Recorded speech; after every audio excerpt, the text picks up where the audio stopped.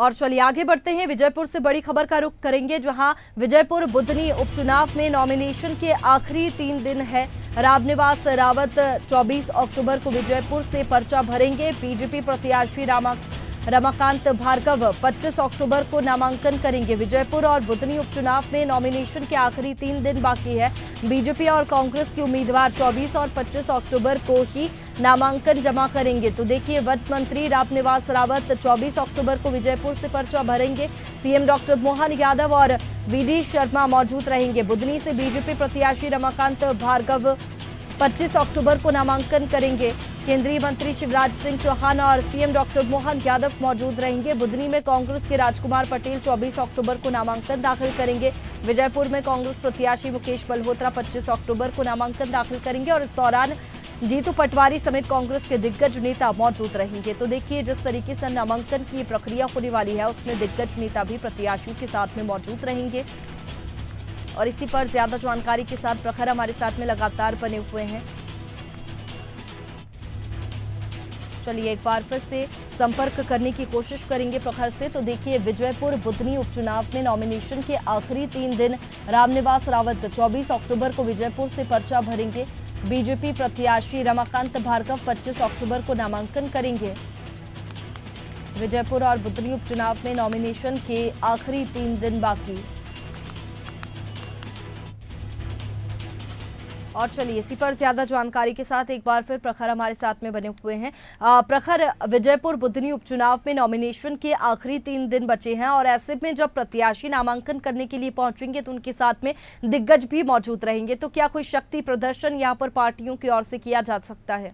देखिए वैष्णवी, बिल्कुल 3 दिन आखिरी के बचे हुए हैं नामांकन को लेकर, यानी 25 तारीख को आखिरी दिन है बुधनी और विजयपुर उपचुनाव के नामांकन को लेकर। ऐसे में अगर बात की जाए तो 24 और 25 यानी कि आखिरी के 2 दिनों में कांग्रेस और बीजेपी दोनों के ही प्रत्याशी नॉमिनेशन करने जाएंगे। जिस तरीके से नॉमिनेशन रैली की रूपरेखा तैयार की गई है दोनों ही पार्टियों की तरफ से, ये कहा जाना गलत नहीं है कि ये नॉमिनेशन से ज़्यादा दोनों ही पार्टियों का शक्ति प्रदर्शन है, क्योंकि जीत के दावे दोनों ही सीटों पर दोनों पार्टियों की तरफ से किए जा रहे हैं। साथ ही आरोप भी एक दूसरे पर काफी तेजी से लगाए जा रहे हैं। बुधनी की अगर बात की जाए तो बुधनी में कल यानी कि 24 तारीख को कांग्रेस प्रत्याशी रमाकांत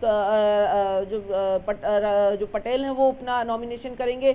वहीं अगर 25 तारीख की बात करें तो रमाकांत भार्गव बीजेपी के जो प्रत्याशी हैं वो अपना नॉमिनेशन फाइल करेंगे। दोनों ही अगर नॉमिनेशन की बात की जाए तो दोनों ही जगह दिग्गजों का जमावड़ा होगा।